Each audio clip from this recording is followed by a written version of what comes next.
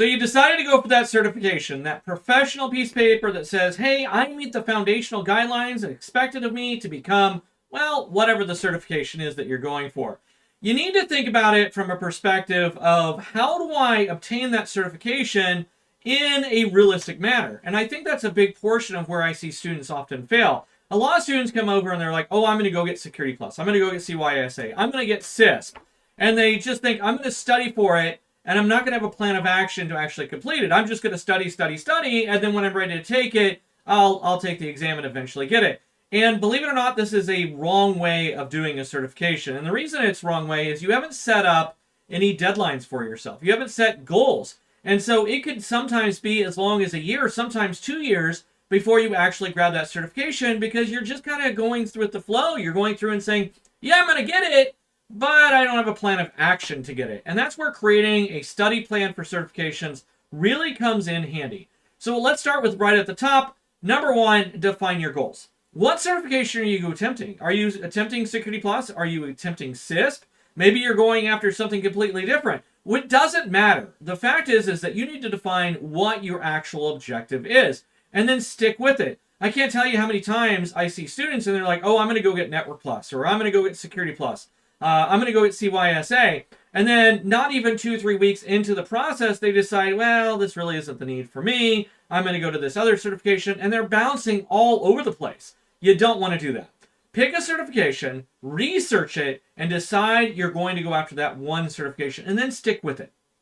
And I think that's one of the most important parts, is you really need to stick with it. With sticking with it, let's set a deadline. What is a realistic date that you can achieve this certification? And I don't want you to think about it in terms of, oh, I want it next week. No, you really can't practice or get a good feeling of when that certification comes into play if you just set up an exam date willy-nilly. So what we're going to do is we're going to look over the objectives in there. We're going to identify what does the certification actually want me to accomplish. Believe it or not, I see this all the time. I see students who are like, oh, I'm going to go grab this Udemy course from Total Seminars or from some other company. And I'm just going to watch the videos, and it's, 80 hours worth of videos. I could do 40 hours a week. I could do 20 hours a week. So in 4 weeks, I'll take the exam.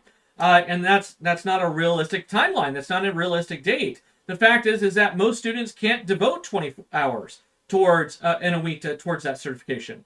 And if that's the case, I think you need to tone it back a little bit. It's not about just watching the videos. You need to do practice exams. You need to learn the material. And I can't tell you, I've taken video courses in the past, even for my CISP, and I find my mind wandering. And so I'll be in the car and I'm driving, listening to this instructor when I was going for my CISP, and my mind just wandered. I'd have to watch the same video sometimes 3, 4, sometimes 5 times because the instructor was so boring that I needed to go through and rewatch it again because it was just, my mind wasn't into it. Understand that your mind will do that. And so if you're looking at 80 hours for a course, anticipate that you're going to probably spend double that amount of time learning the exam, going through and taking practice exams, going through that process, and then devote a realistic time associated with it. The first week, yeah, you may do 20, 25 hours, but what about the second, the third, the fourth week? And so if we look at that, my general thought process, my general ideology is 2 hours a day, 5 days a week.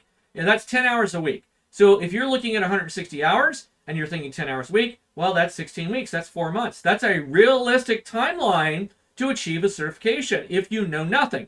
Now, some people, they don't know nothing. They know something else. But we want to identify that timeline. If we go 16 weeks, then we can set it back. We go out 16, and then we come back forward. Now, if you have a deadline because your job or somebody else comes in and says, you have to have the certification by this date, well, then we're going to work backwards from there. And that's just the way that it works, right? All right, the next thing you want to do is look at, well, I should say, while you're looking at those objectives, while you're looking at what that exam encompasses, identify where you are currently within that exam. I see this in professionals all the time, and they go through and they're like, okay, I'm going to go get Security Plus. My job requires it. I need to have it in 6 months. That's plenty of time. But identify what in there you already know. If you're already doing IT or cybersecurity, there's probably items in that assessment, in that certification, that you don't need to restudy. And if you're doing self-study, then there's no reason for you to relearn that stuff. I would still take a practice exam, devote it to that section to make sure that I understand everything about it and that I'm doing really good and that my mind actually appeals with what I'm trying to accomplish, right? If I think that I know what the CIA triad is by the back of my hand, I go, yeah, it's Central Intelligence Agency, only to find out that it's actually confidentiality, integrity, and availability, well, then I don't have a realistic identity of what my mindset is for this exam, and maybe that's something I need to go through. And so taking that practice exam can really help you out. But understand your baseline. Where are you at versus where you need to be? Now, if you're brand new into the exam and you don't know anything, well, I got good news for you. You're going to learn everything, and that's great. We want to allocate that study time. I kind of already went over this a little bit already, but you should be looking at 10 hours a week. I think that's a reasonable time frame for any. If you've got more time than that, that's fine, right? But we want to identify how much time can you realistically spend towards studying. How many hours can you direct directly to watching videos or going through the process and then taking exams after the fact, right? I see this a lot of times where students watch all the videos and then take practice exams. They don't remember anything. That's the wrong way to do a certification study. You should take the video or watch the content, then take an exam, a practice exam dedicated to that specific content. That's the right way to do it. And then after you're done, then you can take a practice exam dealing with everything. But we want to break it up into small tidbits to where we can identify, review, and then go through the process. And we don't want to lose that stuff, right? A perfect way of doing this would be take the exam, or excuse me, study for a section, take an exam on that section, study another section, take the exam for that section, and then retake or get more questions from the last section so that you're putting those pieces together. If you're going through a real course and somebody's doing a great job of it, they'll actually include questions from the previous section into the section you're studying. And so it's layering on top of each other to allow you to study not just the new stuff, but the old stuff as well. We want to use the right study techniques. There are different kinds of learners out there, and you need to understand what kind of learner you are. The old way of doing teaching, which is where I just sit there and I talk to you, believe it or not, very few students actually learn that way. Most students, especially in IT and cybersecurity, we learn with our hands. And so you need to be using hands-on labs, simulations, virtual environments whenever possible. You need to take practice exams whenever possible. You need to see the videos in different formats. The fact is that most people learn in different ways, and you should be studying in different ways as well. You should be watching the videos if that's provided you on a video structure, but you should also be reading about it. And you should be watching a actual video associated with it as well, usually one with graphics. Now, I don't do graphic videos, that's not my thing, but there are plenty of content creators out there that do, and I highly recommend that you go through and watch some of those videos if you're unfamiliar with something.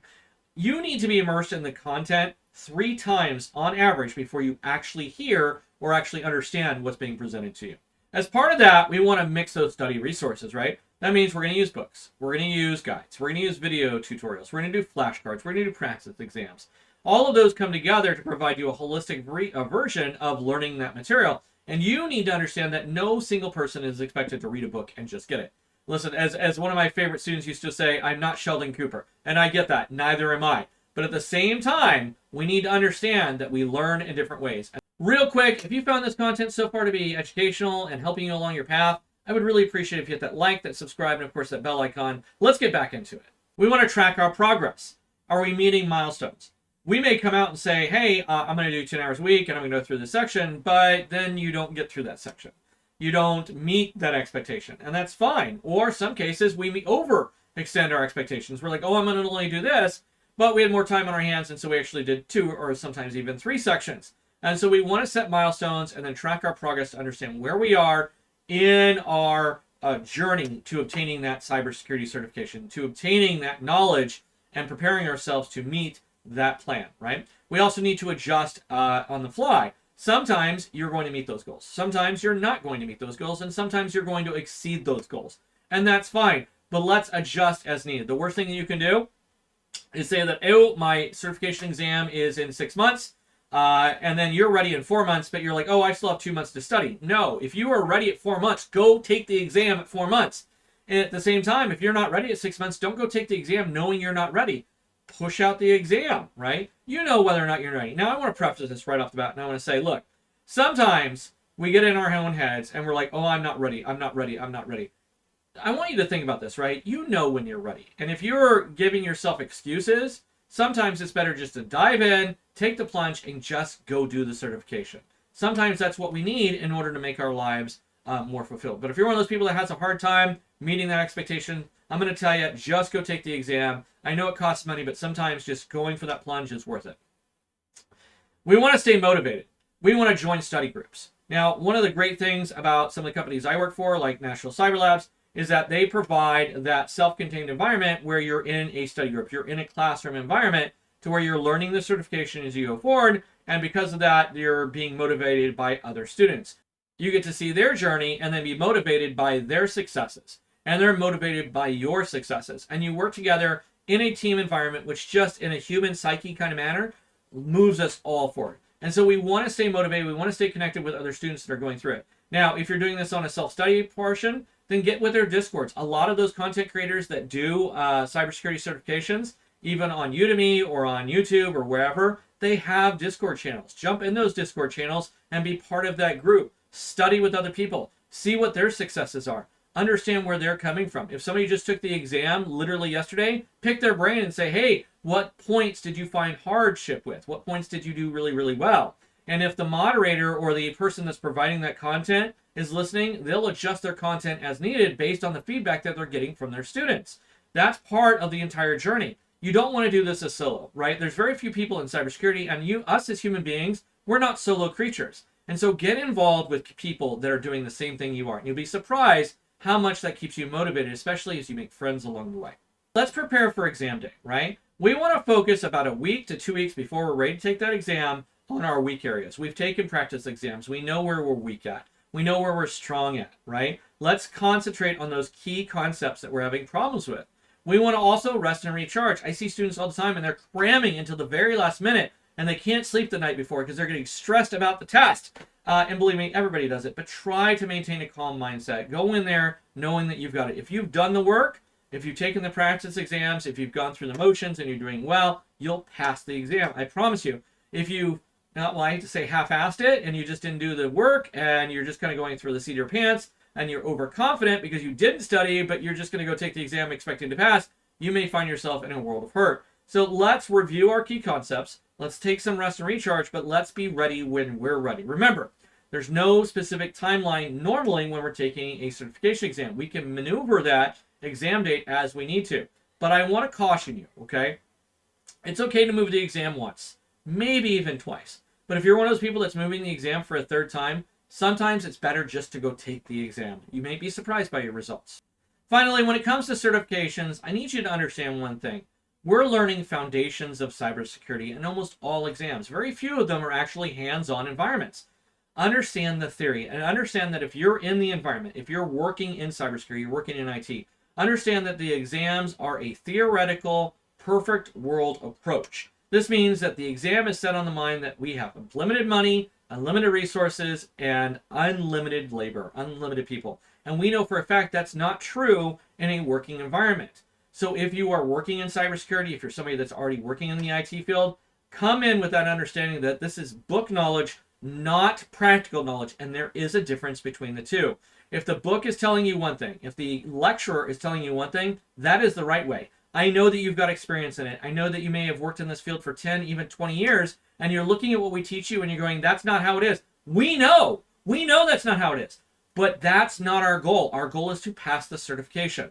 Learn how the certification wants you to move that exam and pass the exam, and then you can forget it and go back to your life of doing your practical application like you do every day. Now, if you're somebody that's never been in cybersecurity and you're going through the process, we're teaching you the way the book does. Don't be surprised when you get to your first job and they say, oh, well, that's not how we really do it. Because it's often not. And that's okay. Remember, the certification is based off of a foundational knowledge, a minimal set of knowledge that they want you to achieve. And that's your goal when you're passing a certification. Until next time, I'm Dr. K. We'll see you again.